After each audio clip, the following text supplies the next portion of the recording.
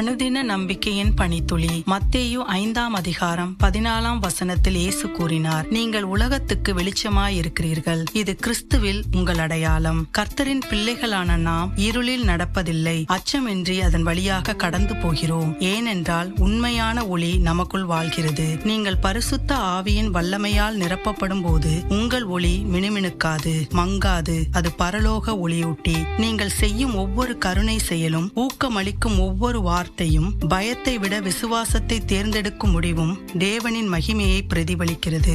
தயவை பகிர்ந்து கொள்ளுங்கள், உதவி செய்யுங்கள், ஜீவனை பேசுங்கள், அல்லது ஒரு சிறு புன்னகை பூத்திடுங்கள். நீங்கள் கிறிஸ்துவின் பிரகாசிக்கும் வல்லமையை உங்களுக்குள் சுமந்து செல்கிறீர்கள். அதில் அனுதினமும் நடந்திடுங்கள். உங்கள் நற்செயல்கள் மற்றவர்கள் முன் பிரகாசிக்கட்டும். அதனால் அவர்கள் உங்கள் மூலம் தேவனின் மகிமையை காணலாம். ஜெபிப்போம். அன்புள்ள ஆண்டவரே, உமது பரிசுத்த ஆவியின் அபிஷேகத்தால் வழிநடத்தப்பட கிருபை அருளும். இருளை எதிர்க்க வலிமையையும் பிரகாசமாக ஒளிர தைரியத்தையும் தாரும். மற்றவர்களை உம்முடைய மகிமைக்கு வழிநடத்த பலன் தாரும். ஒவ்வொரு வார்த்தையிலும் செயலிலும் எம் வாழ்க்கை உமது அன்பால் பிரகாசிக்கட்டும். ஆமேன். இதை நினைவில் கொள்ளுங்கள். உலகிற்கு சாதாரண ஒளி அல்ல, அதற்கு உங்களில் பிரகாசிக்கும் ஜீவ ஒளி தேவை. அடுத்த அனுதின நம்பிக்கையின் பனித்துளி வரை அச்சமின்றி நோக்கத்துடன் தேவ ஒளியை பிரகாசியுங்கள். இதற்காகவே நீங்கள் படைக்கப்பட்டீர்கள்.